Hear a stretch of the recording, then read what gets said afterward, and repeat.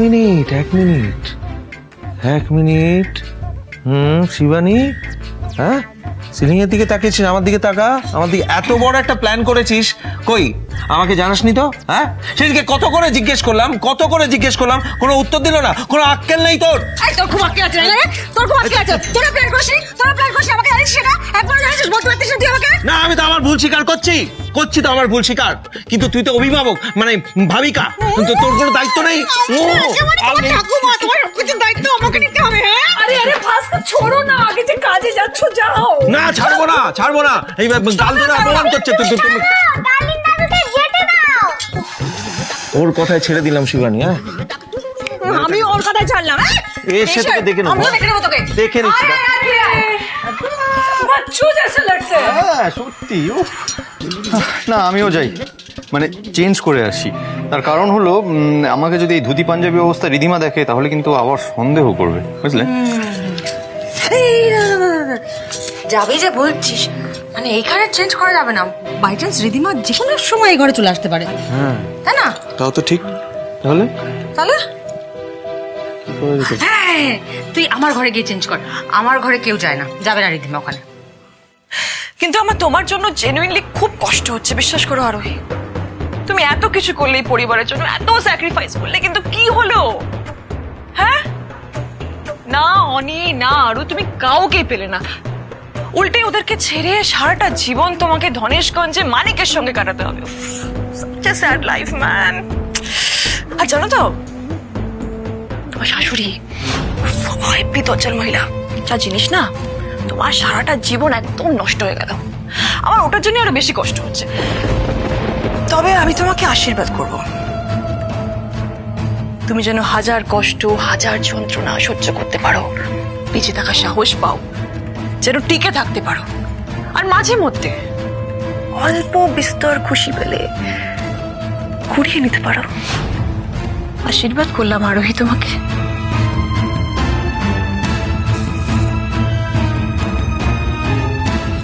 ঈশ্বর যার সাথে থাকেন তার আপনার মতো মানুষের আশীর্বাদ প্রয়োজন হয় না রিধিমা স্যার।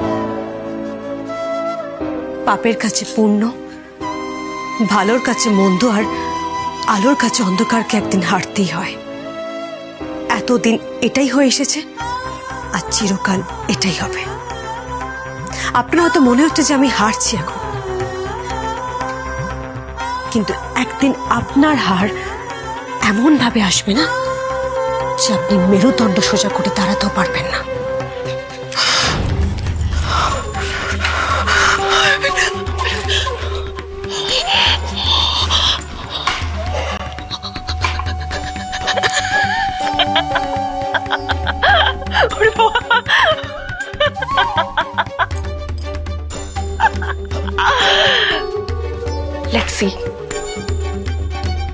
Let's see কার মেরুদণ্ড দুমড়ে যায়। Let's wait and watch. কিন্তু আমি জানি, জানো তো আরোহী, আজ ঠাকুরও তোমার সাথে নেই, তোমাকে বাঁচাতে পারবে না। কিন্তু আমি তোমার ভালো চাই, তাই I wish you all the best. Have a happy married life. আরোহী মানিক মন্ডল, মিসেস মন্ডল।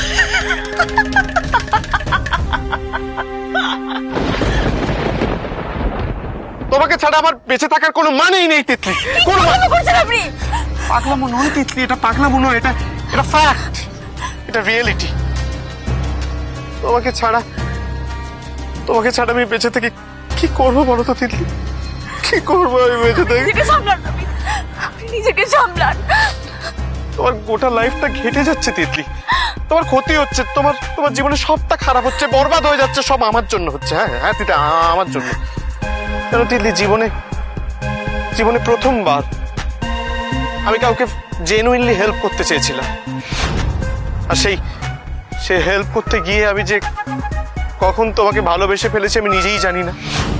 আমি তোমার খারাপ চাইনি, আমার কোনো খারাপ ইন্টেনশন ছিল না তিতলি, ট্রাস্ট মি, ছিল না। না এই জীবন আমি রাখবো না, আমি তার আগে নিজেকে শেষ করে দেবো।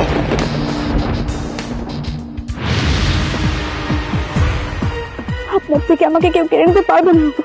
আপনি একটু শান্ত হন, আমি আপনার সাথে আছি। আপনাকে ভালোবেসে আমি আপনার সাথে আছি।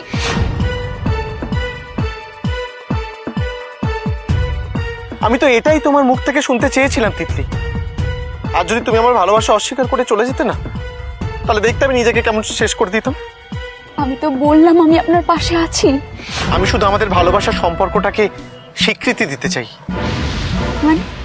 মানে আমি আজকেই তোমাকে বিয়ে করতে চাই। হ্যাঁ, এটা অসম্ভব। কি সাথে বলছেন আপনি? কেন সম্ভব নয় তিতলি? আমি ভুলটা কি বলেছি আমাকে বোঝাও, আমাকে বলো। দেখো তিতলি, দা ভাই আর আরোহীদি একে অন্যকে ভালোবাসে। ওরা ওদের ভালোবাসাকে বাঁচিয়ে রাখার জন্য এত লড়াই করছে, এত পরিশ্রম করছে। আর আমরা আমাদের ভালোবাসাকে একটু বাঁচিয়ে রাখার জন্য লড়াই করতে পারবো না তিতলি? দেখো দেখো, তুমি তো তোমার দিদি আর মতো, তাই না? আপনি বুঝতে পারছেন না রমিত, আমাদের সম্পর্কটা কেউ মেনে নেবে না। আজকে মেনে নেবে না, কিন্তু একদিন না একদিন ওরা ঠিকই মানতে বাধ্য হবে, যখন ওরা নিজেদের ভুলটা বুঝতে পারবে। তখন দা ভাই আর আরোহীদির মতো আমাদের ভালোবাসাটাও পূর্ণতা পাবে, তাই না তিতলি? দিদি, তো আমার দিব্যি তোমাকে আমাকে আজকে বিয়ে করতে হবে। কি করছেন আপনি? আমি তোমাকে প্রমিস করছি তিতলি, সঠিক সময় এলে আমরা সবাইকে সবটা জানাবো, সব সত্যি তো আমরা বলবো। তার আগে কাউকে আমরা কিচ্ছু জানাবো না। আমি তোমাকে কথা দিচ্ছি। প্লিজ তিতলি, তুমি হ্যাঁ বলো প্লিজ।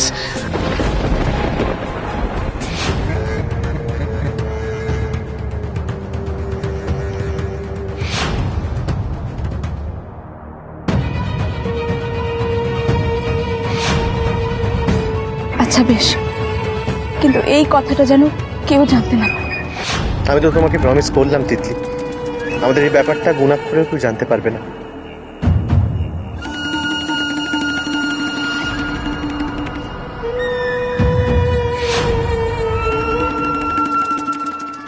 আরে অনেক তুমি কি করছো বলো তো? তখন তো তুমি লোক জোগাড় করতে পারছো না, ওর হাড়ি কাটাবার, হ্যাঁ খুঁজে পাচ্ছ না? আরে আমি কি করব? কি করবে মানে? আরে বিয়ের সিজন জানো না তুমি? তাতে কি হয়েছে? আরে মিস্ত্রিরা সব বিয়ে করতে গেছে, আর যারা বিয়ে করতে যায়নি তারা অন্যের বিয়েতে খেতে গেছে। Nobody is available. আমি কি করব? আরে এখন কি হবে? ওর তো গায়ে হলুদের পর থেকে গা চুল করছে, আর ওরকম হাড়ি পরে ঘুরে বেড়াচ্ছে, ওর তো অস্বস্তি হবেই। হ্যাঁ, অস্বস্তি তো হবেই। এক্সপিরিয়েন্স করে দেখলাম তো, হ্যাঁ, অস্বস্তি হওয়ারই। এক্সপিরিয়েন্স করে দেখলে মানে? এক্সপিরিয়েন্স বললাম আমি? হ্যাঁ। না ভুল শুনেছো। আমি ফিল করতে পারছি, ওর কষ্টটা আমি ফিল করতে পারছি, এটাই বললাম। কষ্ট? হ্যাঁ, খুব কষ্ট বাবা।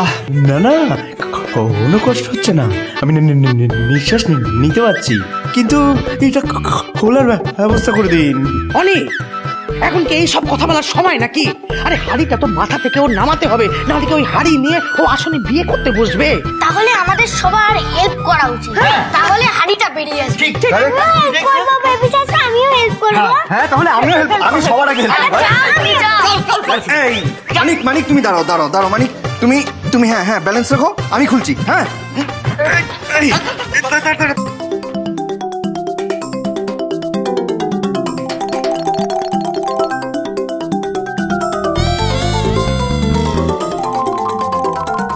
শিবানীটা যে কোথায় গেল কে জানে। ও প্রভাসকে ফোনটা করলো না তাও তো বুঝতে পারছি না।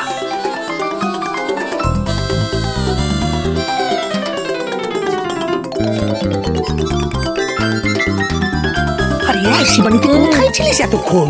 আরে তুই প্রভাসকে ফোন করেছিলিস? ফোন করছি তো সমানে ফোনটা বিজি আসছে।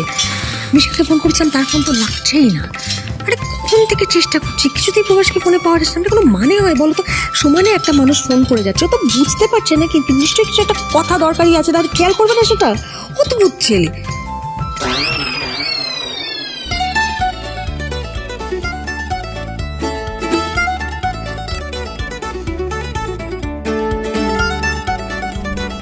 আচ্ছা ঠিক আছে, প্রস্তুতি শুরু করো। আর দেরি করলে চলবে না, কারণ গোধূলি লগ্নে বিয়ে। হ্যাঁ জলদি করো, মানে অনেক বিয়েতে বসতে দেরি হয়ে যাবে। কি বলছো কাকিমানি? কখন থেকে সব যাতা কথা বলে যাচ্ছে? অনেক কেন বিয়েতে বসবে? अरे नहीं অনি না মানিক, मेरा मतलब है मानिक। वो मानिकকে অনি রেডি করবে তো, इसलिए অনিকে বলছি, वरना মানিকের বিয়েতে বসতে দেরি হয়ে যাবে। হ্যাঁ সেটাই ভালো। অনি যাক, মানিককে রেডি করুক। হ্যাঁ, আজকে আমি আরোহীকে নিজের হাতে সাজিয়ে দেবো।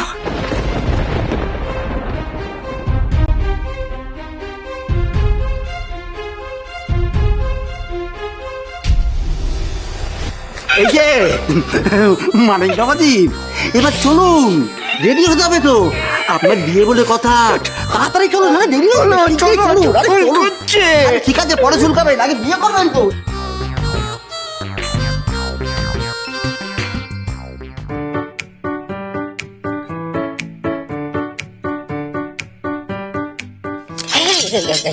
এই তখন থেকে ফোন করছো, ফোন করছো টাকা তুমি? ফোন ও সরি ফোনটা না সাইলেন্ট ছিল, আমি একদম শুনতে পাইনি। সাইলেন্ট গেল তো ফোনের সময়।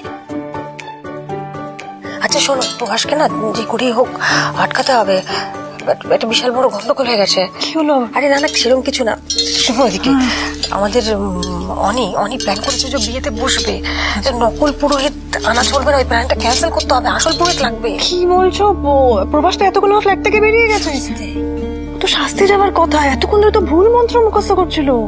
আমি কি করবো, আমি কখন থেকে ফোন করে যাচ্ছি, ওকে কিছুতেই ফোনটা ধরছে না ছেলেটা। দাঁড়াও, আমি একবার প্রভাসকে কল করে দেখি।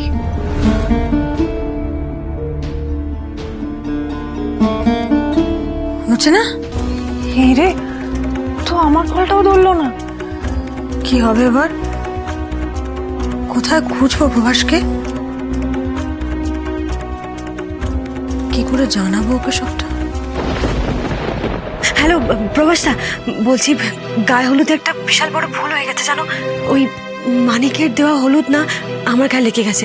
প্লিজ একটু দেখো, বিয়ের সময় যেন কোনো রকম ভুলভাল কিছু না হয়, ঠিক আছে? সবটাই নির্ভর করছে তোমার উপর। আরোহী শোনো শোনো, তোমাকে কিচ্ছু ভাবতে হবে না, আমি জান প্রাণ লড়িয়ে দেবো, তবু কিছুতেই এই বিয়ে হতে দেবো না। তুমি দেখে নিও, এমন ভুল মন্ত্র মুখস্থ করেছি যে বিয়ে আমি বাতিল করেই ছাড়বো।